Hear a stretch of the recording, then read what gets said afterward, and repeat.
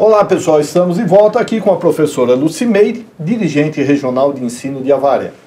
Lucimeire, você estava nos dizendo do ensino especial. Como se dá?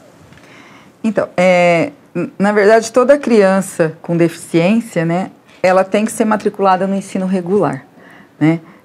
A gente tem aqueles casos que são muito assim, que não tem às vezes condição e que alguns permanecem na APAE, que dá assistência, mas assim, a legislação que ela prevê hoje, que toda criança ela tem que estar matriculada no ensino regular.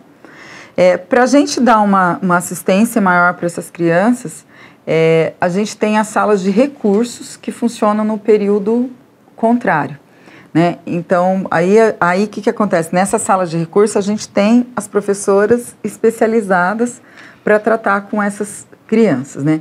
Porque dependendo do tipo de... Quando é uma deficiência física, é mais tranquilo, mas o nosso grande problema mesmo é a questão da deficiência intelectual, porque eles não acompanham no mesmo ritmo. Então, precisa ter essa sala de recursos, né? Então, aqui em Avaré, hoje, nós temos 5 salas de recursos que funcionam no Matilde Vieira, no Coronel João Cruz, na Escola PAN. Aí nós abrimos agora, temos no Benê Andrade e na Escola Celso Ferreira. A intenção nossa é que nós tenhamos uma em cada escola, porque aí o aluno, ele estuda de manhã, ele vai à tarde, ele estuda à tarde, ele vai de manhã, né? E dentro das deficiências, a gente tem aí a questão do deficiente visual, então aí o grande problema nosso, né, e está uma área abrangente aí, é a questão da formação de profissionais nessa área, que ainda nesta região ainda está meio defasado. Já melhoramos muito, mas ainda tem muita coisa aí para ser melhorado. E os alunos surdos, eles têm os intérpretes de Libras. Todo aluno surdo, ele tem, o Estado contrata um intérprete de Libras que acompanha ele em todas as aulas. Individualmente. Assim, se na sala coincidir, que é difícil, ter 2, ela atende os 2, sim, né? Mas assim, nós não temos, individualmente hoje, nós temos os profissionais que atendem esses alunos, né? E até assim, aqui em Avaré a gente tem o Coral de Libras, que é coordenado pela professora Beth, que já foi destaque no Revista de Sábado, no programa da Fátima Bernardes, porque faz um trabalho bem interessante com os alunos, né? E fora isso, que também é contratado pela diretoria, nós temos os cuidadores. Quando a criança... Porque acho que é importante esclarecer isso também, porque às vezes o pai vai para a diretoria e fala assim, eu quero um cuidador para o meu filho. O cuidador, para nós, é aquele que cuida da parte física, higiene pessoal, se o aluno não consegue comer sozinho, na hora dele ir para o banheiro, né? Esse daí é o cuidador, que é uma empresa terceirizada. Então, o cuidador, ele pode atender até 3 crianças, dependendo da necessidade desse aluno. Se for uma necessidade muito grande, que às vezes o cuidador não vai dar conta, aí a gente pode, sim, colocar mais um. E nós temos já em alguns atendimentos um professor individualizado, né, que a gente fala que é o professor de apoio, para alguns alunos. Isso não tem legislação regulamentada ainda. A gente tem alguns pais que têm conseguido isso na justiça, né? E aí a gente acaba colocando para auxiliar, porque às vezes acontece o contrário, né? A criança às vezes tem um problema físico, mas intelectualmente ela é preservada. Então, às vezes ele não consegue virar a página de um livro, ele não consegue, mas ele entende tudo aquilo. Então, aí precisa de um professor de apoio para auxiliar a fazer, né? É complexo. A parte da educação especial é uma das partes mais difíceis que o Estado hoje vive. Tem muita judicialização. Por quê? Porque a gente acredita que ainda isso não é fala minha, da própria Secretaria de Educação.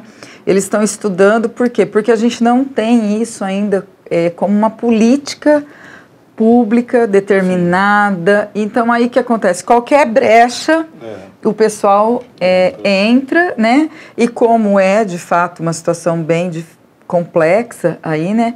É complexo para nós, é complexo para os pais, sim, né?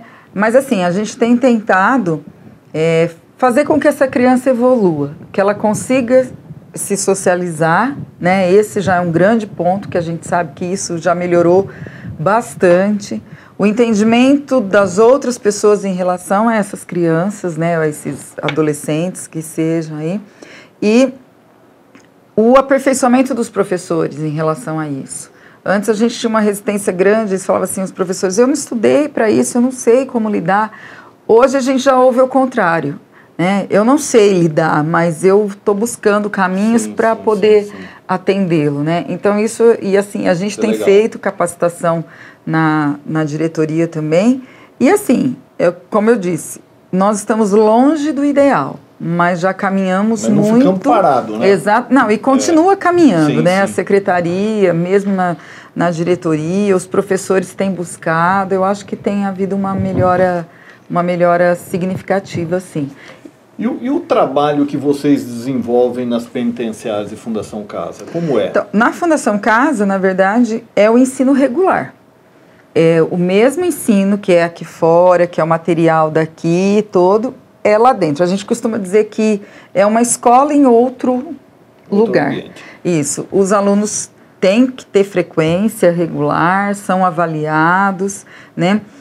A única coisa que nós não temos lá a gente fala que é projeto, então os professores também eles são selecionados para trabalhar lá, porque tem a questão de perfil, então é uma parceria. A gente, tanto no prisional quanto na fundação, a gente diz assim, nós cuidamos do pedagógico e eles cuidam da segurança. Se houver algum problema em relação à segurança, muitas vezes já aconteceu deles chegarem, olha, Lucimeire, tal professora ou tal professora não pode dar aula lá. A gente nem questiona. Tira do projeto, ele tem aula regular aqui fora, normal. Então, lá dentro funciona normalmente. E tem professor que pede para trabalhar nesses lugares? Na verdade, os que estão lá não querem sair. Legal. Tem um trabalho bem bacana mesmo dentro da fundação. A gente tem professor que já está lá há quase 20 anos dentro da Fundação Casa. Tem bastante, eles trabalham muito com projetos, né? Sim. Então, assim, tem trabalho bem interessante, sim, na Fundação. E é o ensino regular. A única coisa que lá, assim, dependendo do número de alunos que tem por sala, a gente faz a classe multisseriada. Então, por exemplo, o 6º e o 7º ano junto, o 8º e o 9º, né? Porque a gente tem que atender também a especificidade de cada local. É como nas penitenciárias, por exemplo. De acordo com o raio, com a situação lá, eles é que determinam quantos alunos podem ter por sala e tudo mais. Já no prisional, o material é um material diferente. A gente trabalha lá dentro com o mesmo material da EJA, que é a Educação de Jovens e Adultos, né? Então, o material deles chama EJA Educação para o Trabalho. Então, assim, é um material de presença flexível. Então, na verdade, o detento, ele não tem obrigação de estar ali todos os dias, como na fundação, porque eles são menores, né? Porém, cada aula assistida, eles têm remissão de pena, né? Então, a gente tem um controle bem sério, bem específico disso, que fica à disposição no caso da justiça, né? Quando eles precisam dessas número de aulas que foram assistidas, mas eles também têm projetos interessantes lá dentro, e a gente também, assim, é a mesma matriz curricular, é a mesma grade que é usada na EJA das nossas escolas regulares aqui. Qual o maior problema que você enfrenta hoje? Olha, a gente tem enfrentado no Estado, de certa forma, um grande número de... Não é falta de professor, é falta do professor. Nós temos professores nessa região, não posso reclamar, a gente tem professor para dar aula, mas a gente tem um grande número de afastamentos, ou por questões de saúde, né, ou por qualquer outro motivo aí. Então, esse ano, graças a Deus, né, a Secretaria liberou para a gente poder contratar professores. Então, assim, a gente está podendo contratar, nós estamos podendo colocar professores eventual, e o nosso lema esse ano, na diretoria, com os diretores, tudo é o quê? Não tem aluno no pátio. Então, a Secretaria da Educação, no começo do ano, ela soltou uma resolução que todos os profissionais da educação dentro da escola, caso o aluno esteja sem aula pela falta do professor, entra para dar para dar aula. Então o coordenador entra, o vice-diretor entra, que nem o pessoal do prisional, da fundação quase não acontece isso, mas do prisional tem bastante, quando eles têm as blitz, bate-chão, bate-teto e sei lá mais o que tem lá, sim.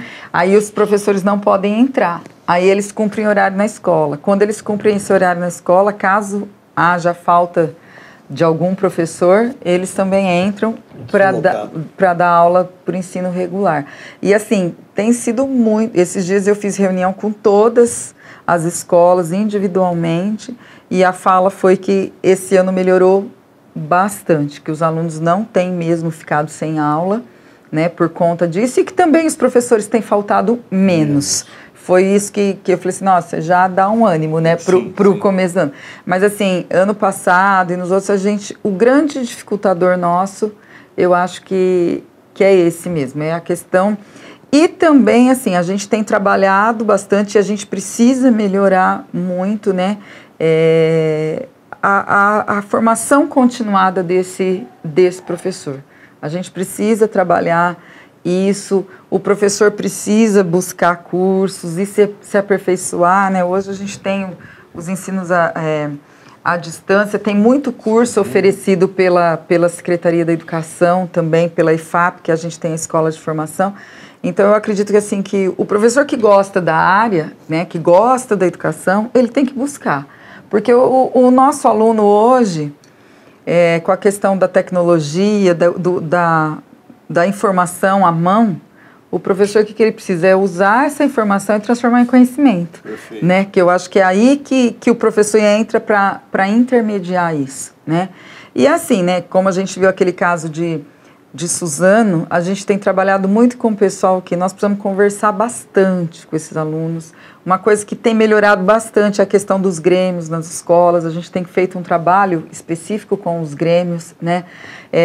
Antes era aquela coisa, o grêmio ia lá, põe a música na hora do intervalo. Hoje eles já têm uma outra visão, eles são muito mais críticos, eles são muito mais... O pessoal da escola, se esse ano essa chapa não deu certo, ano que vem eles não querem, eles querem alguém. Então a gente percebe que isso também está melhorando, porque nós fizemos um trabalho na diretoria, o que é um grêmio, para que serve, como que faz um estatuto, como é que a gente... Qual que é o papel de cada um dos membros, né? Então, assim, a gente tem tentado atacar em todos os lados. Por quê? Não sabe de onde vem, né? Não sabe. Nós precisamos conversar muito com essa moçada, ouvir deles, né?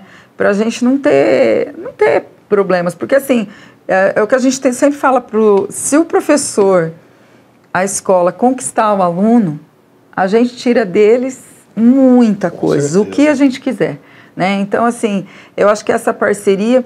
E, assim, graças a Deus, a gente não tem grandes problemas aqui na região. Temos, sim, problemas, como em qualquer lugar, né? Mas, assim, coisas muito gritantes a gente não tem mesmo. Então, acho que, assim, esse ano a gente já começou diferente, a esperança é que, no decorrer do ano, continue. Como nós estamos caminhando para o final do nosso bate-papo, qual o seu sonho para a educação? Olha, não é uma pergunta... fácil. Eu acho que, assim, o grande sonho, a vontade que todo mundo tem é que estejam todos na escola. Acho que esse é o primeiro momento. Uma coisa que eu acabei não falando aqui é que nós temos em Avaré, que também, na época eu trouxe para cá, é o que funciona na diretoria, é o CEJA, que é o Centro de Educação de Jovens e Adultos, que hoje a gente atende mais de 1.500 alunos, que é de presença flexível, quer dizer, que são pessoas que por algum motivo pararam de estudar no decorrer do caminho, porque ali é só acima de 18 anos, e estão voltando. Então, o que a gente vê? Muitas vezes eles largam a escola por conta de trabalho, e daí a pouco eles voltam para a escola também por conta do trabalho, porque precisa dessa formação. Então, acho que o primeiro grande sonho é que a gente conseguisse que estivessem todos dentro da escola, principalmente o ensino médio, que ainda a gente tem uma evasão grande. E segundo, que de fato a escola tivesse significado para eles. Porque o que a gente vem percebendo hoje em dia? Que muitas vezes, principalmente quando chega no ensino médio, os alunos não veem esse significado.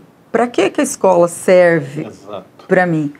Eles vão descobrir isso depois, Sim. mas às vezes já passou daquele momento. Então, acho que assim, a educação precisa mudar, as aulas precisam ser mais significativas, eles precisam entender o porquê daquilo, né? Então, eu acho que aí, se a gente conseguir isso, a gente vai estar atingindo a qualidade, que é o que a gente Sim. espera, né? E, lógico, não dá para falar em termos uma valorização mesmo da carreira, né, do magistério, vamos dizer assim. Eu sempre, quando faço orientação na diretoria, eu falo assim, eu não gosto quando muitas vezes colocam o professor na posição de coitado. Né? Parece que hoje em dia o professor virou a vítima. Não, a gente tem que gostar, a gente tem que falar bem, a gente tem que se orgulhar da profissão de professor, porque se a gente não fizer isso, não vão fazer por nós, não é verdade? Então a gente tem que entender que toda criança vai passar por um professor, na universidade vai ter um professor, que por mais que a gente tenha tecnologia, isso não vai nunca essa questão humana é a profissão mais importante. Mais importante. Então eu falo assim, a gente precisa colocar isso de fato na cabeça e na prática fazer com que isso aconteça, porque aí nós podemos cobrar. Exato. Enquanto a gente não fizer com muita qualidade, a gente acaba ficando, não é, muito mais na cobrança do que a gente poder cobrar. Então, acho que assim, meu maior sonho é esse mesmo, né? Que a gente tenha uma educação de qualidade para todos, né? Chegaremos lá. Queria agradecer e dizer que nós estamos aí à disposição para algum projeto que você entenda, esteja fazendo, nós estamos à inteira disposição. Eu que agradeço a oportunidade, coloco a diretoria de ensino à disposição também, tá? De atendimento da comunidade, quem tiver qualquer dúvida, problema nas escolas ou qualquer coisa, nós estamos lá para isso mesmo. E muito obrigada pela oportunidade. Eu que agradeço. Pessoal, terminamos aqui então o nosso bate-papo com a Lucimeire, que é dirigente regional de ensino de Avaré. Até a próxima semana.